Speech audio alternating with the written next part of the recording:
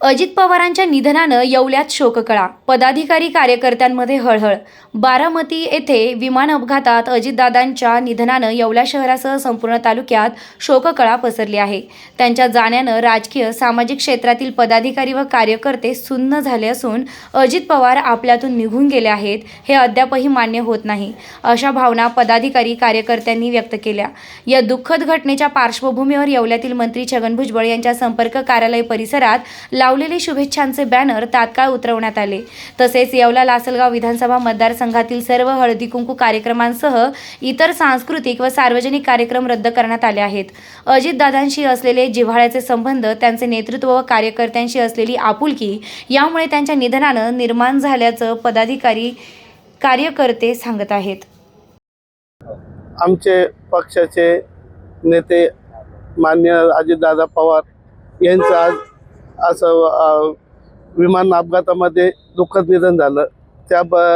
आम्हाला हे एकदम बातमी अशी सुन्न करणारी आहे। आमच्या कार्यकर्त्यांमध्ये दादांचं अजितदादा म्हटलं की आम्हाला जोश यायचा, असं वाटतच नाही की आज काही घडलेलं आहे। परमेश्वर असं काही घडलं नव्हतंच पाहिजे, तरी आपल्या दादांचं जे कार्य होतं ते खूप मोठं कार्य होतं। दादा हे 9 ते 10 वेळेस उपमुख्यमंत्री पद भोगलं व पूर्ण भारतात दादांचं एक अजित दादा म्हटलं की एक जोशपूर्ण नाव होतं। सकाळी 6ला उठणं, दिवसभर काम करणं, का परमेश्वराने असा आज दिवस उगवला का दादांना आज विमानामध्ये अपघातात दुःखद निधन झालं। खूप वाईट वाटतंय।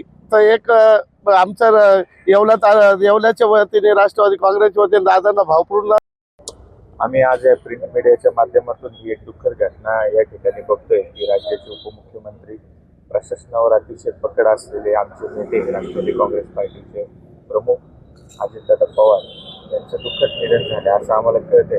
खऱ्या अर्थाने ह्या बातमीवरच आमचा विश्वास बसतोय की नाही बसत, याचाच संभ्रम आमच्या सगळ्या कार्यकर्त्यांमध्ये आहे। इतकं शिस्तबद्ध कामकाज करणारा व्यक्ती कसा असा अचानक जे काय आहे त्या आपल्या सगळ्या यंत्रणेला, पक्षाला, सगळ्या आमच्या कार्यकर्त्यांना सोडून जाऊ शकतो, हा खऱ्या अर्थानं अत्यंत दुःखद क्षण आहे। नाईलाज आहे, आता सगळ्या गोष्टी मीडियामधनं समोर येत आहे।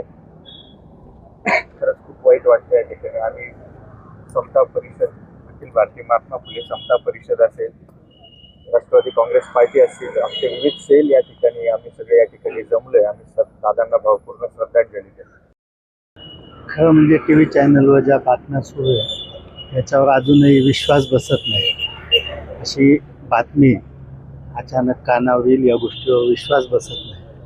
अवघा महाराष्ट्रभर फिरणारे दादा स्वतःच्या मायभूमीत कामानिमित्त जात असताना मायभूमीतच या ठिकाणी अशी घटना घडावी, हा मोठा विचित्र प्रसंग या ठिकाणी आलेला आहे। महाराष्ट्राची ही फार मोठी राजकीय सामाजिक हानी झालेली आहे। दादांना भावपूर्ण श्रद्धांजली।